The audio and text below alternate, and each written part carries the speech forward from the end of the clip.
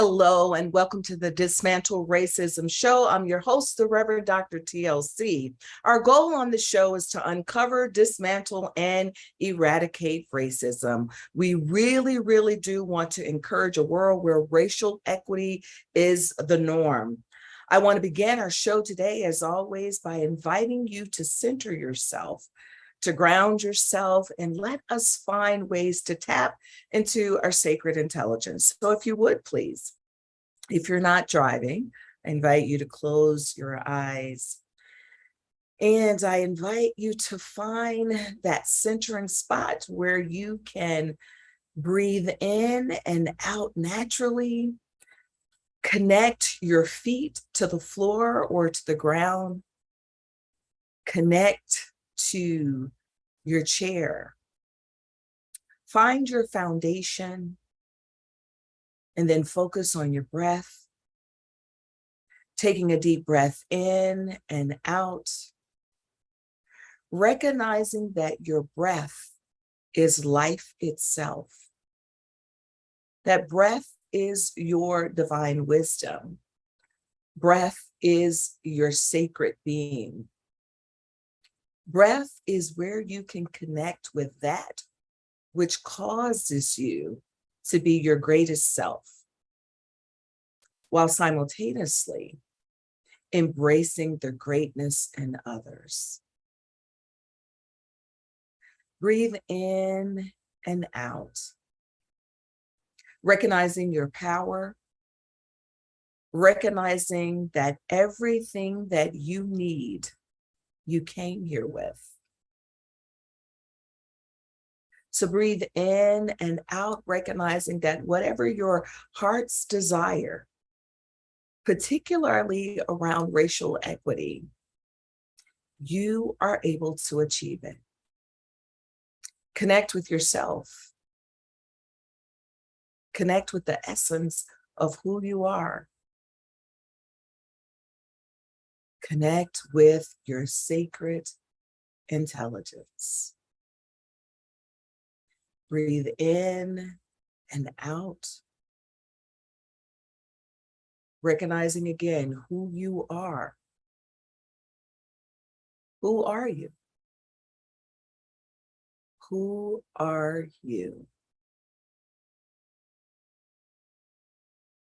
Breathe in and out, recognizing that the power that lies within you is the power of one that contributes to the power of many. And you have the ability to change the status quo. Breathe in and out, knowing that you are love itself and that you are loved. Breathe in and out, connecting with the greater community, the greater world, sending loving vibrations out into the universe and calling back to you all that is good and sacred and powerful. Breathe in, breathe out, breathe in again, sigh it out, and let's begin. You may open your eyes. And I want to invite you to engage in an exercise that I often do when I'm doing trainings. And that is to have you to look in the mirror at yourself. I mean, really look in the mirror at yourself.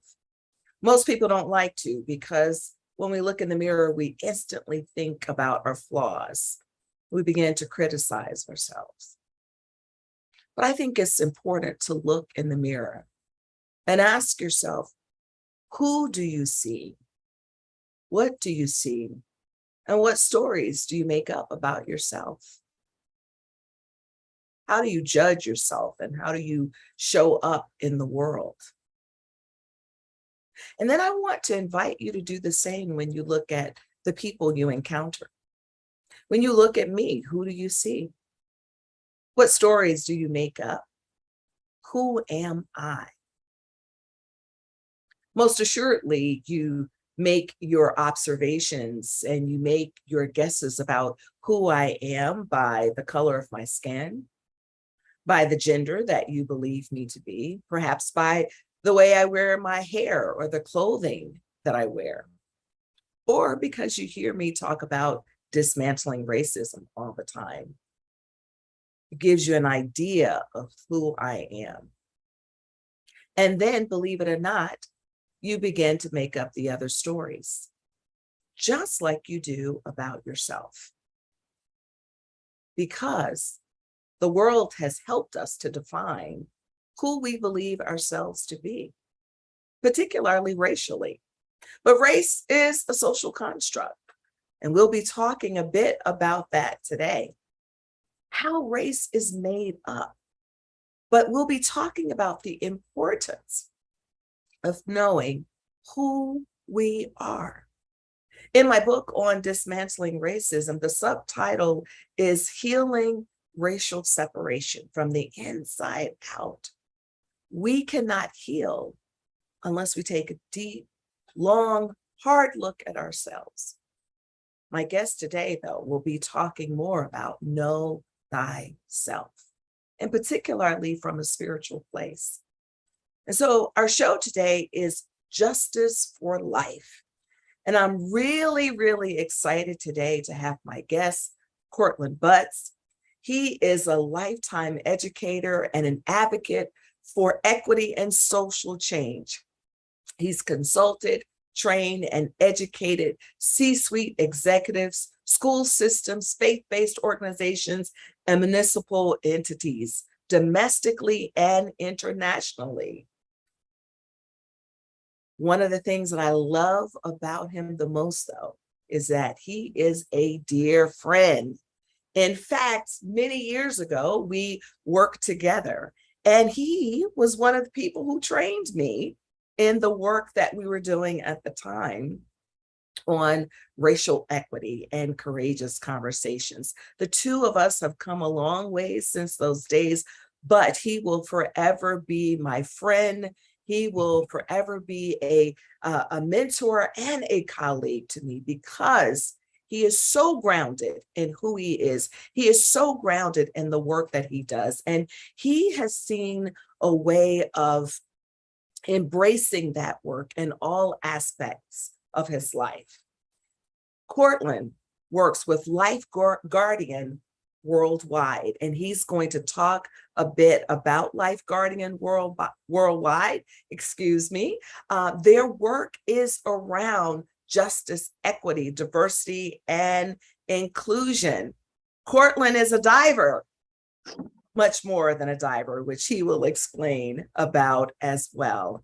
And I can't wait for him to talk about some of his discoveries as a diver as well. And so I want to welcome to the show today my friend, my colleague, trainer extraordinaire. This man is so deep when he guides you in racial equity. Courtlandt Butts, welcome to the show today. Dr. Terrell Avery, thank you very much. I sure greatly appreciate that intro, my old friend. It was really heartfelt.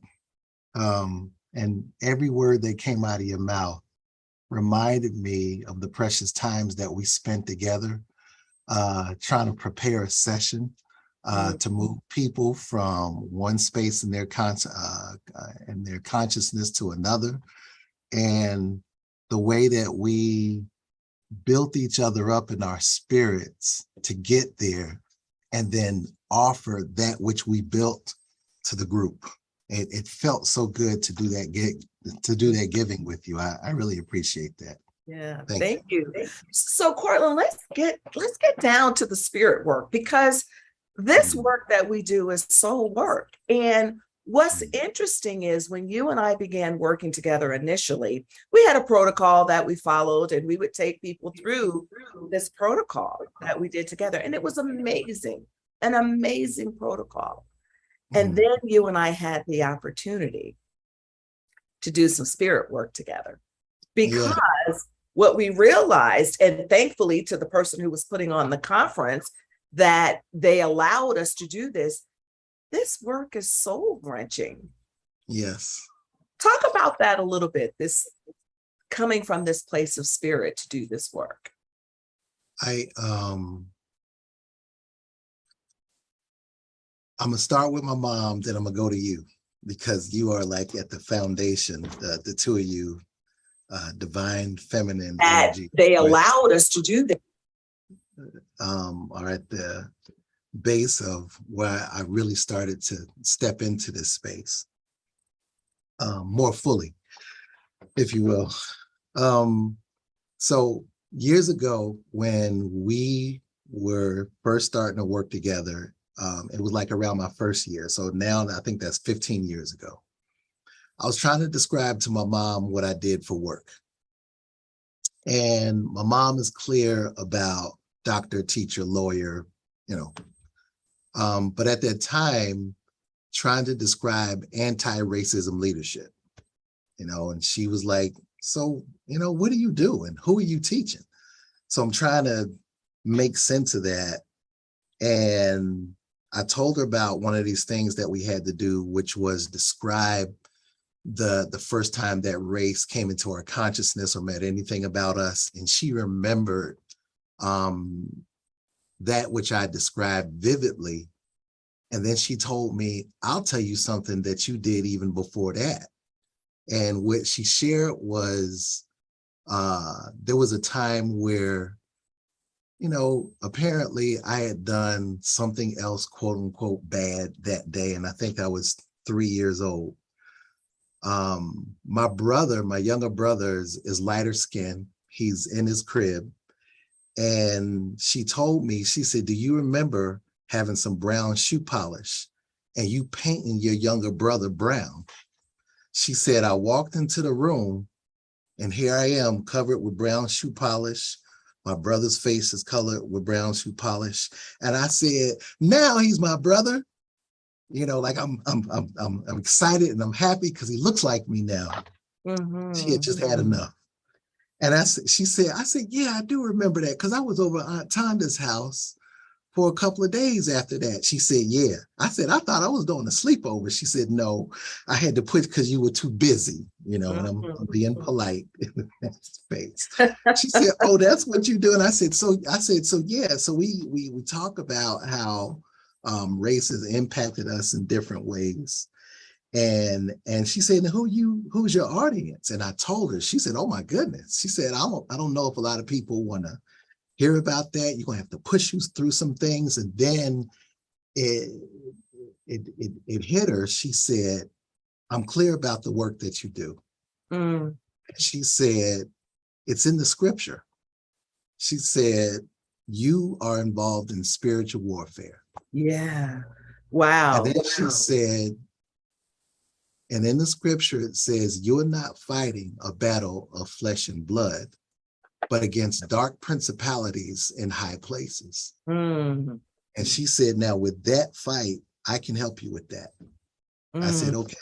So to me, that was always this piece that I not only had to be reminded of, but I had to be centered on. She took it even a little bit further, and she even said, for you to fight that fight, your own spirit is going to have to be in check, and it's going to have to be right. Yes. So when we start talking about me grabbing onto this language a little bit earlier around knowledge of self, it is really self. Like, what did the Most High put in me? What did the Most High put in all of us? What are the gifts that I need to recognize? And how do I turn those gifts into a purpose that's going to lead all of us to higher ground? So that's the space from where I facilitated, given we had a protocol, an amazing one that works really well. especially in this realm of the flesh. Mm, And there's something deeper. So it's the yeah. both and, right? That I So felt like that we had to walk on. Courtlandt, we have to take a quick break, but I want us to continue to talk about this spiritual piece because I so love that you went back to the ancestors. You went back to what your mother knew and what she had ingrained in you. Basically, we are more than these bodies that we inhabit here, that we have to go to that deeper place. And I want to talk to you when we come back about how your work began to be transformed when you went to that deeper place and it was no longer a protocol that you were efficient with giving, how your work might have changed. We're going to be right back with my guest today, Courtlandt Butts. This is the Dismantle Racism Show. I'm your host, the Reverend Dr. TLC. We'll be right back. Are you a business owner? Do you want to be a business owner? Do you work with business owners? Hi, I'm Stephen Fry, your small and medium-sized business or SMB guy, and I'm the host of the new show, Always Friday. While I love to have fun on my show, we take those Friday feelings of freedom and clarity to discuss popular topics on the minds of SMBs today. Please join me and my various special guests on Friday at 11 a.m. on talkradio.nyc. Are you a conscious co-creator? Are you on a quest to raise your vibration and your consciousness? I'm Sam Leibowitz, your conscious consultant. And on my show, The Conscious Consultant Hour, Awakening Humanity, we will touch upon all these topics and more. Listen live at our new time on Thursdays at 12 noon Eastern Time. That's The Conscious Consultant Hour, Awakening Humanity, Thursdays, 12 noon on talkradio.nyc.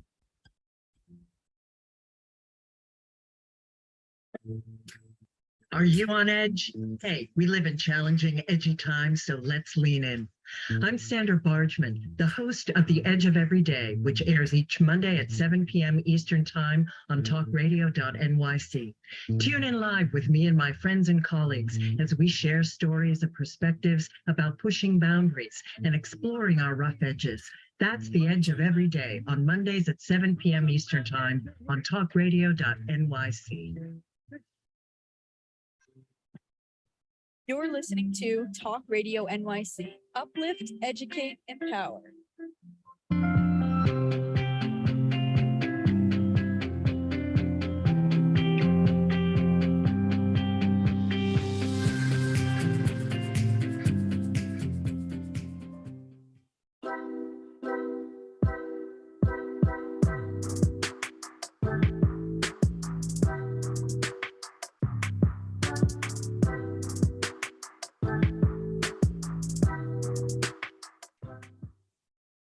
We're back with my guest today, Courtlandt Butts. Courtlandt, before the break, we were talking about this spiritual component of doing the work of racial equity. And in my book, I actually start out, I have 3 pillars that I talk about in my book on dismantling racism, and it's about knowing your why.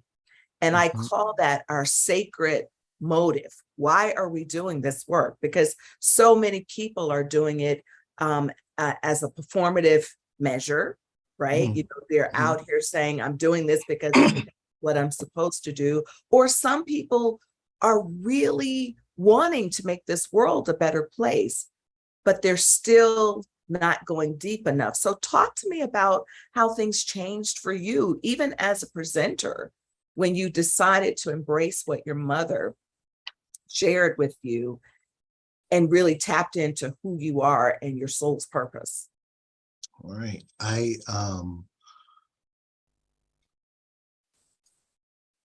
feel like that it had always been there. So it wasn't necessarily something that I needed to decide to do.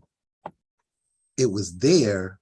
I just needed to give myself permission to bring it into the space.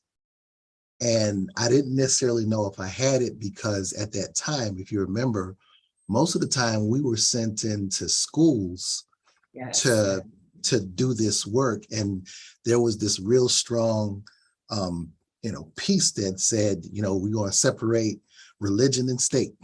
And you can't mention religion, God, spiritual, anything like that, because that's the law.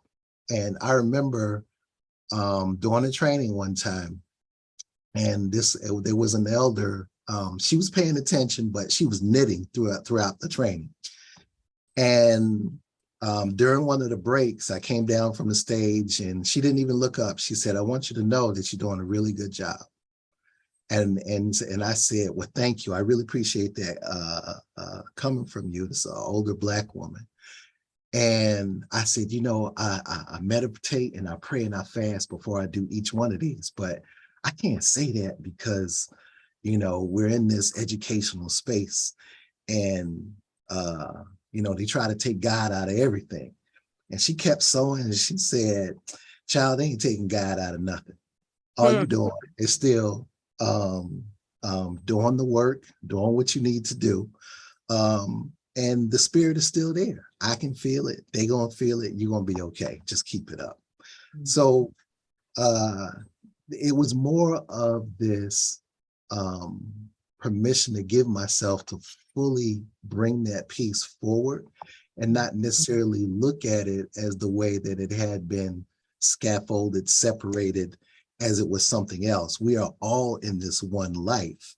And the way that I show up in my spirit, I can't take that away. It's always going to be there. So I made sure that I went into a ritualistic practice of being led by that as I went into different spaces. And even with that, right, bring your full self into it. It also gives other people permission to bring their full selves into the situation, because I can remember the same thing when we would be in these school settings, but you would know, you meaning us as the presenter, we would also know the people who were in the room who completely relied on their spiritual guide to get them through the day to day. And it didn't matter in terms of color. And I remember for me, I was in divinity school. So I actually found ways to be able to use language that brought in the best of who I am. And it also allowed other people to be able to express themselves, as I was saying before. But, Courtlandt, talk to me about, well, before we talk a little bit about LifeGuardian, there was something, though, that happened when we did begin to focus on workshops, where we would offer a workshop. I did it once with you, and then after I left the company, you began to do it yourself. Talk to me about what would happen, though, when you did a workshop where people fully engaged with spirit, where it wasn't something that needed to be hidden. It's like, come to this because we're going to deal with the soul work of it. What did you notice about the participants? Oh, I got to tell you, first, thank you, because you're the one, Dr. T, that taught me that sacred meditation from the beginning. And I've been using that, put a little bit of a different spin on it since then, but not much. I would always give you credit and say, this is one of the pieces that came from one of my sisters early on in the work.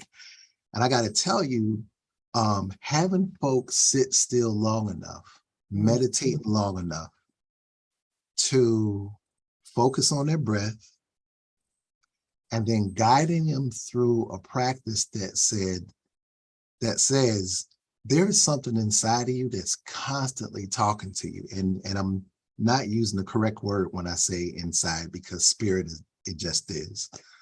It goes through multi dimensions and realms, but you need to listen to yourself.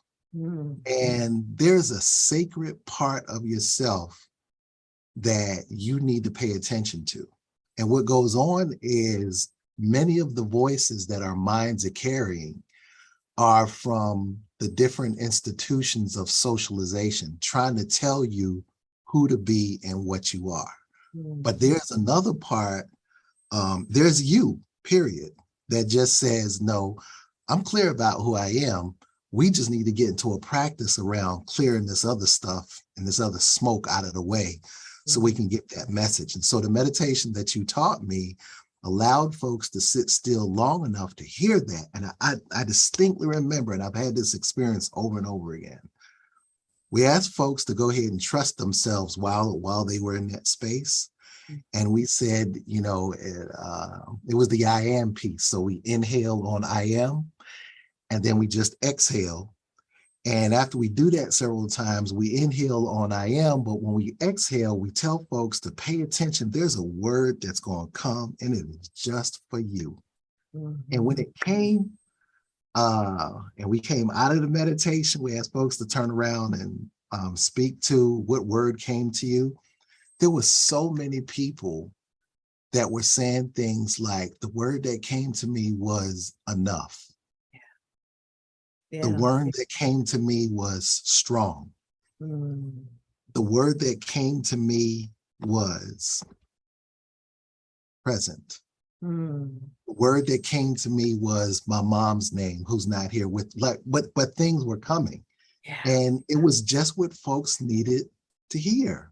You know, I recently did this session with some young people, so early 20s. And, you know, this one person, she just broke down and started crying. And she said the word that came was, you know what, you're all right.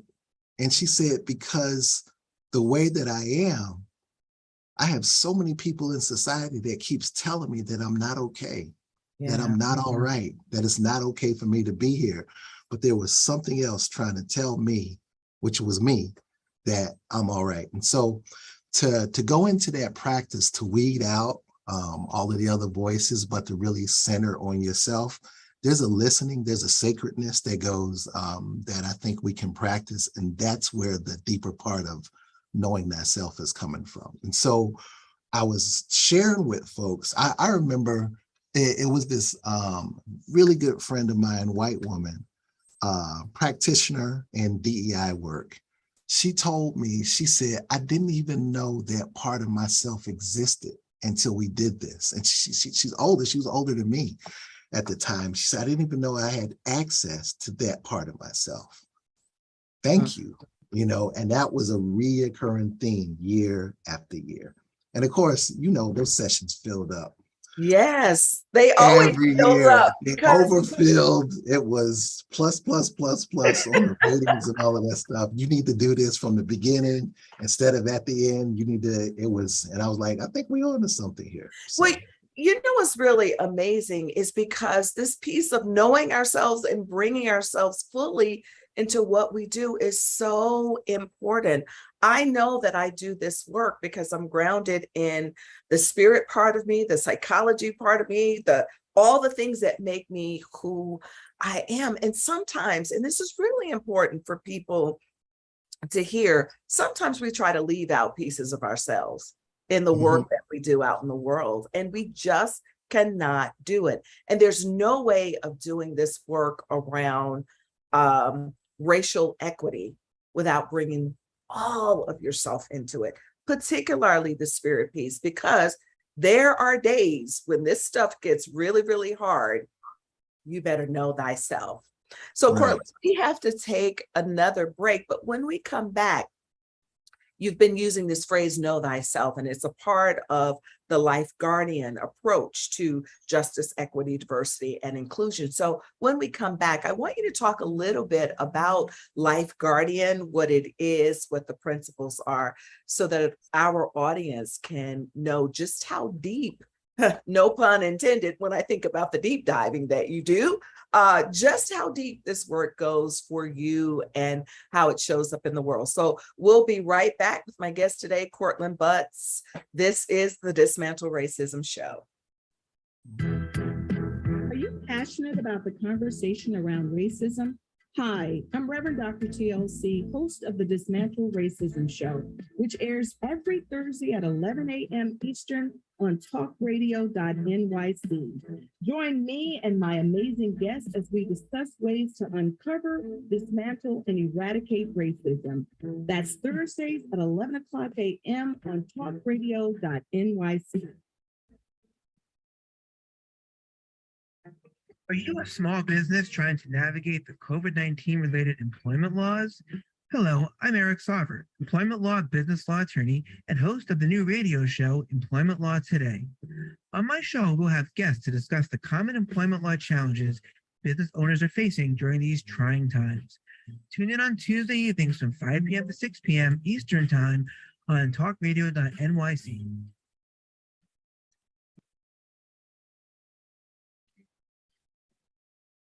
Hey everybody, it's Tommy D, the nonprofit sector connector, coming at you from my attic. Each week here on talkradio.nyc, I host a program, Philanthropy in Focus. Nonprofits impact us each and every day, and it's my focus to help them amplify their message and tell their story. Listen each week at 10 a.m. Eastern Standard Time until 11 a.m. Eastern Standard Time, right here on talkradio.nyc.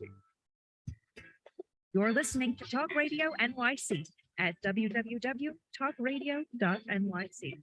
Now broadcasting 24 hours a day.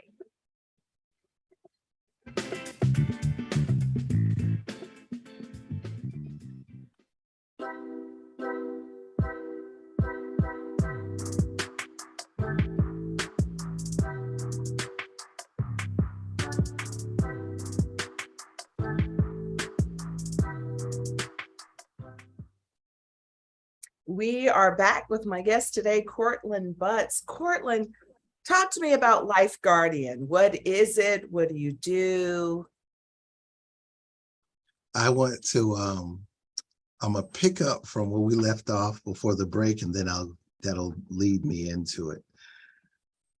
One of the reasons why I felt like it was so important for us to know ourselves is because a lot of my colleagues, practitioners and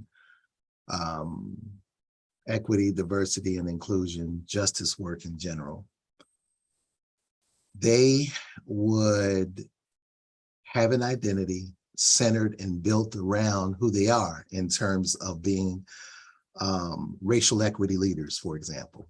Mm-hmm. I get that. We need it. Yes. All right. I started to do this exercise that took away the other social constructs layered upon our humanity.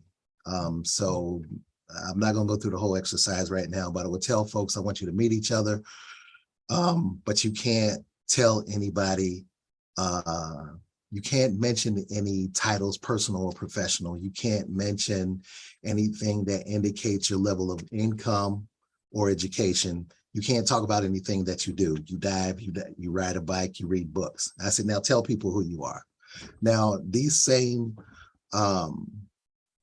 practitioners, strong ones in racial equity, they have literally studied the social construct of race more than they've studied and they know themselves. And the part of themselves that they do know is a deeper part of the social construct with it. But I just asked you about taking all of that stuff away. Who are you? And a lot of my colleagues struggled. They could not come up with a list. They could not come up with a study. And that's when it struck me that I started to see folks that use that protocol that you and I used to use that we talked about before, but they literally weaponized it against other people because they knew the language of the protocol better than the other person did. And so at that point, it struck me, I said, well, what good is a protocol without the soul that wields it? Because if the soul that wields it is not in alignment with improving the human condition, then that same soul is going to turn around and use these tools for racial equity to tear it back down again, under the guise of this is a good tool for racial equity. So, Courtlandt, I'm just telling you, we're going to have to rewind that while we're listening to this. Because I don't know how, that was deep what you just said. Absolutely deep to think about, particularly for folks who do this work, weaponizing the tools that you use. Woo! And I've seen it happen over and over again. What ends up happening is in our human experience, we cannot do anything without language and context. So the powerful words themselves in the tools and in the protocols that we use, we still have to convey some sort of way in terms of language and create a context for it. But again, I've seen people master the language and at the same time have an ill intent still behind the mastery of the language of that protocol and tool. And when Do they you end up think they're going, conscious? Do you think they're conscious of that? Because you just said they have an ill intent. mhm, So are you saying that they purposely? I think many folks,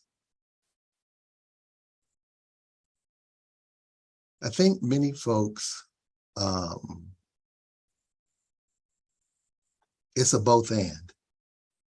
It's rarely in the human condition or experience or is anything an either or. It's the both and. So what I would say is this. I've seen folks turn around and say, all right, well, let's go ahead and have this conversation. I'm ready. Let's use the protocols that we were taught into this training. They're not realizing that there's a being, and I'm gonna get into this a little bit later, that's really leading that conversation. And it's using a tool. And right now, if I'm showing up like this, come on, let's go. I dare you. So my being is one of being confrontational. So confrontational, if I personalize, the being of confrontational and look at it as a personality, then confrontational is now taking that protocol and trying to have the conversation. Instead of, if you told me, you know what, at the core of my being, I am loving, I am open-minded, I am hopeful. I would rather for loving, open-minded, and hopeful to take that protocol and have the conversation than confrontational. So again, this goes back to how much are you paying attention to your soul before you pick up the tool? Yes. So Yes. I love it. I love what you're saying, because you're actually reminding me, even as you're speaking, Courtlandt, I'm thinking about those many years ago where we began with that protocol. And I remember how I used to show up in the beginning, whereas now I no longer show up in that place. And I teach from a place. I begin, even now, I don't care if it's business people or who I'm talking to, I always say I am love. And I come from that place. So talk to us more then about this work. Right. And again, to your point, so a lot of my colleagues will show up with a being of, you know what, they're going to dismantle racism. They're going to attack the enemy. And, you know, I can show up really aggressive in that space. I can show up like, I'm going to do to you what you've been doing to us. But that's the energy that's actually leading the protocol, which is actually going to keep, not the protocol, but the conversation that's going to keep us trapped in the realm that we're actually trying to get rid of and escape in the first place. Yes. But again, the trick is we're using the same tools to do it. So that's why we end up being trapped and staying. So said all of that to say that there was another brother, I have to give him some honor and credit, named David Davidson, a very good friend of mine, who brought in some ancient Kemetic principles. And we started talking about ancient Kemetic principles. You're just talking about a study of an African body of knowledge that was around 6,000 years before many of the ancient texts that we study right now. And it's just a replication from what I've seen over and over again of so many professional development pieces that we're looking at. But the deeper thing is, it's really a study of nature itself. And I'm leading all of this to get up into LifeGuardian Worldwide. So there are three themes, three principles in that space. One is know thyself. It's written on walls around the world, thousands of years old. The other one is the work is to be obsessed with distinguishing knowledge from foolishness, from distinguishing truth from falsehood. All right. that's our work, where we constantly are tearing things apart, and try to ride on what's true and what's false and what's being presented to us. And then the third piece is the work is centered around building for eternity. So David Davidson actually introduced that piece to the company for which you and I worked at the time.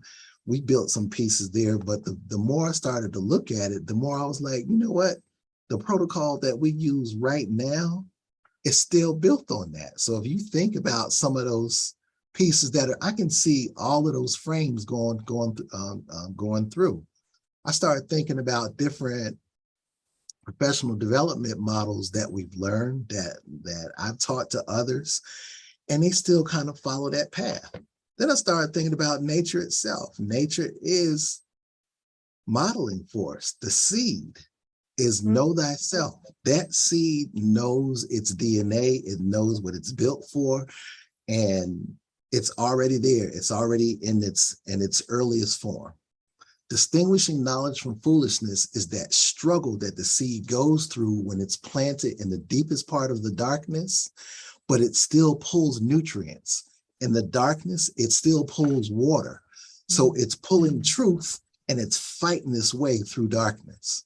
When it gets to the point where it can handle more light because it's more mature, now it reaches up and it builds for eternity by creating another seed so that they can go through the process too.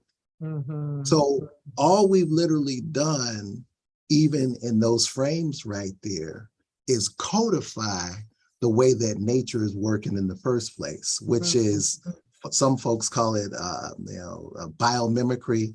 Another one of my teachers, who I call my teachers, calls it creation supported social logic.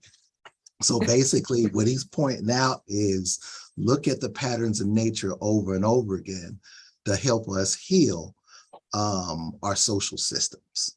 All right.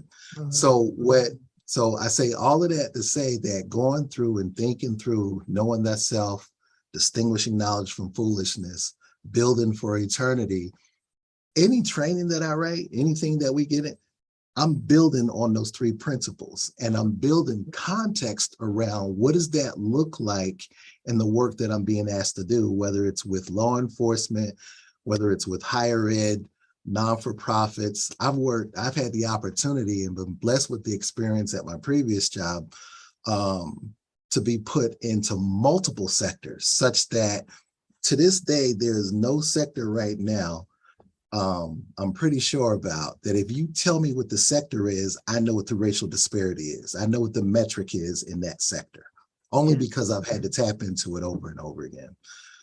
So with that said, that is my path to justice, the path for our humanity.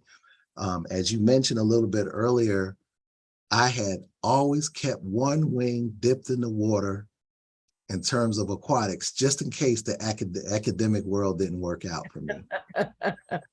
So what I ended up doing was, when I was back in school, I became a lifeguard instructor. I became a swim instructor. The person that owned the local dive shop, he was a Filipino person. And he said, you know, there's this narrative that Black people don't swim. And he came to the college where I was the, assistant aquatics director. And he said, not only do y'all swim, but you're protecting other people with your skills. And it's a bunch of y'all here doing it.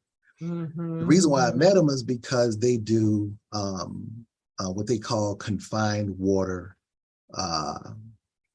practices, confined water work in the swimming. So basically we got some scuba skills that we need to practice, and we practice them in the pool. And he said, I tell you what, if you can get a couple of your lifeguards to sign up, I'll let you take the scuba diving class for free. What ended up happening was whenever they would show up, I wouldn't charge them for an entry. And then in turn, they taught me how to scuba dive. They would always take me out when they had a class. I was always with the instructors. And I found that there was a depth there was a connection that I had with this underwater world that just, it really blew me away. Ever since I was a child, I knew I could swim underwater because we used to watch this show called Man from Atlantis, and with this actor named Patrick Duffy, and he used to wiggle through the water while he was up. I'm like, I know I could swim like that. And I never forget, my parents and I, we visited Philly because we used to live in Philly. We visited Philly and we came to Orlando to see some of my dad's people. And I think at the time he went to see about a job, and we stayed at the Holiday Inn. My brother and I were playing around in the shallow end, and I kept bothering my dad. I can swim, Dad. I can go to that deep end. I got out of the pool, and he said, oh yeah, and he threw me into the deep end. I went up, I went underwater, I sunk all the way to the bottom. I looked up around. I said, I know what I'm going to do. Man from Atlantis. And I wiggled, and I went to the other side, and I came up, and I saw my mom hitting my dad, like, why you throw my baby in the water?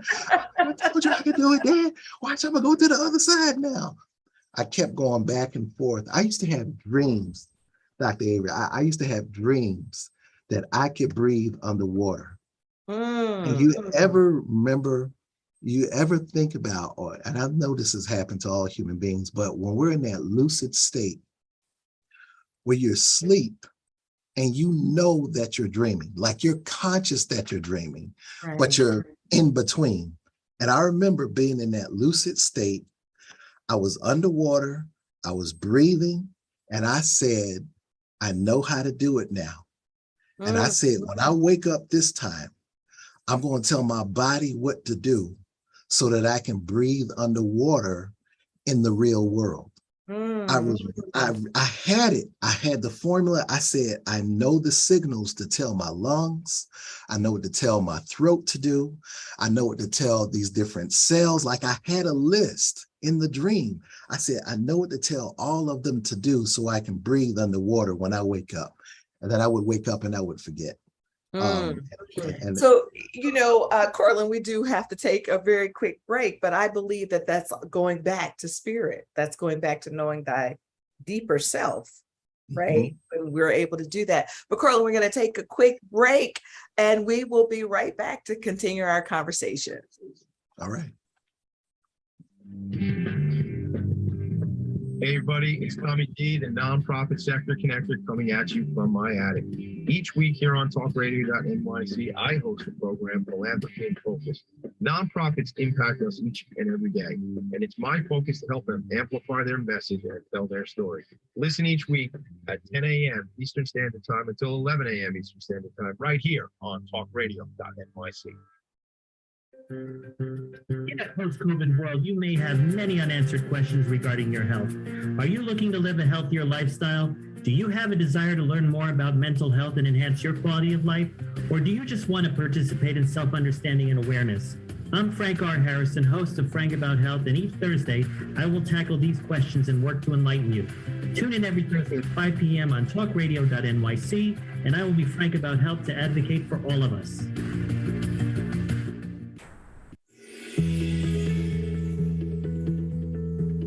Calling all pet lovers. Pet Avengers, assemble! On the Professionals and Animal Lovers show, we believe the bond between animal lovers is incredibly strong. It mirrors that bond between pets and their owners. Through this program, we come together to learn, educate, and advocate. Join us live every Wednesday at 2 p.m. at talkradio.nyc. You're listening to Talk Radio NYC at www.talkradio.nyc, now broadcasting 24 hours a day.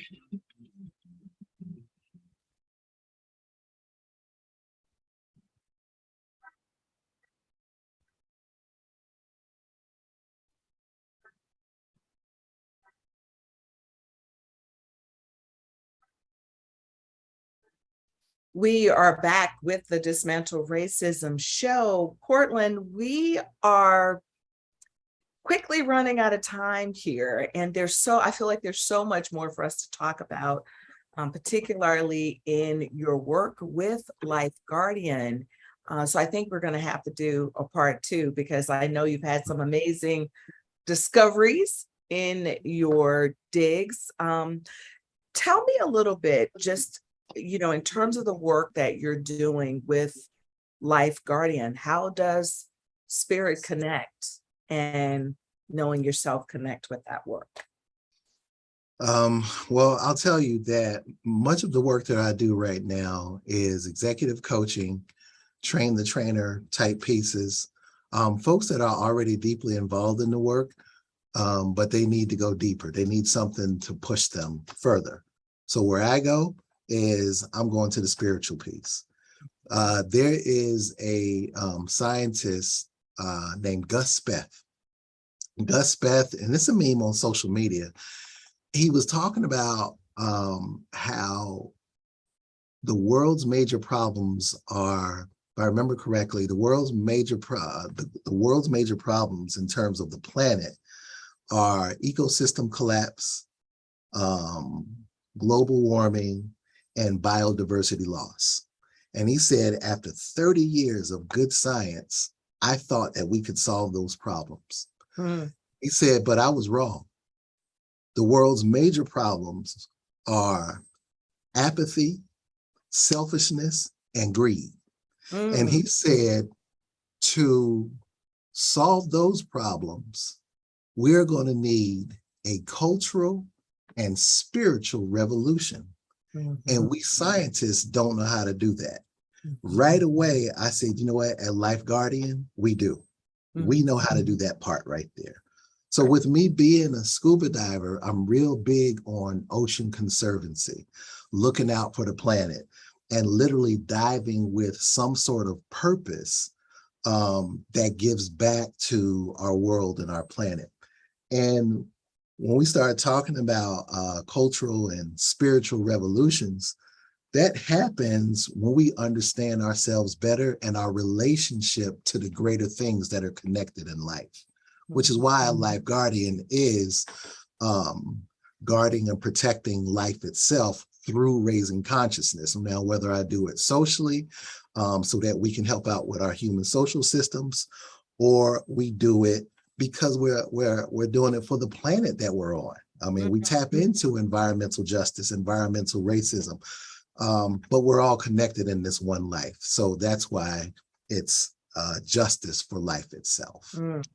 What are you noticing, though, when you talk about environmental justice? Just give us one example with LifeGuardian. What have you discovered in that?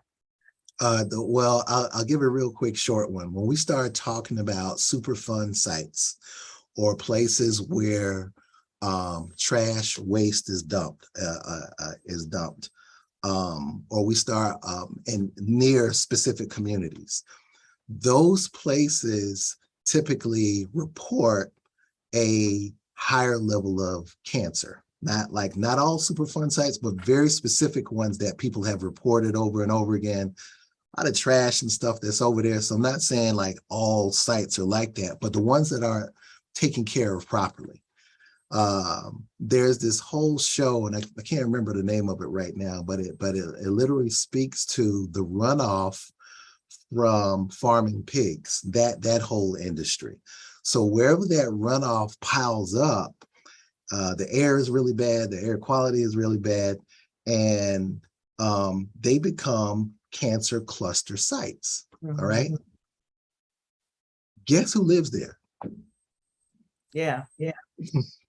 I know. Most of the time, the communities that we're talking about, when we start talking about environmental justice, if there is a source of dis-ease for the planet, it is now a source of dis-ease for us as human beings. Many times, most of the times, it's people of color that are living in those sites or living around those sites. And they don't have like a lot of voice or advocacy for folks to say, somebody needs to clean this up so we can be well. All right. Some folks will turn around and say, why don't y'all just move? Well, they would if they could. Or how about y'all stop dumping things in the places where they are? So that's what we've been seeing over and over again, which is why there has to be a push for environmental justice and how it connects to racial justice. Courtlandt, your work is so powerful, and LifeGuardian is more than just about going out and scuba diving. So tell people, how can they get in touch and with you, one, and then how can they learn more about what LifeGuardian does? How can they get in contact? What I would say is reach out to me on LinkedIn. All right. That's the best way to get in contact with me. I intentionally run an exclusive business. You got to know somebody most of the time to get to me. And so if people get to me, is because they've chimed in with you. For example, I had spent years in some spaces going out to places that need the work. And at the same time, they really didn't want to do the work. And I didn't want to waste my time in that space. So now I'm very selective. If I find that our spirits are in alignment and we need to get some stuff done, I'll pray about it. We go to work. Well, Courtlandt, I thank you for that. I thank you for bringing the spirit work into what you do, because I think it's the only way that we are going to heal the world. I want to thank you so much for being on the show today. I want to thank my listeners, of course, for chiming in week after week after week. And I invite you to learn more about Courtlandt by going to LinkedIn. I invite you to learn more about the work that I do, going to sacredintelligence.com and finding out more about the programs that I offer. Please do stay tuned for the Conscious Consultant Hour with Sam Leibowitz, where he helps you to walk through life with the greatest of ease and joy. May today you tap into that sacred part of you that allows you to make choices that will manifest your greatness while manifesting the greatness of others. Be well, be safe, be encouraged. Until next time, bye for now.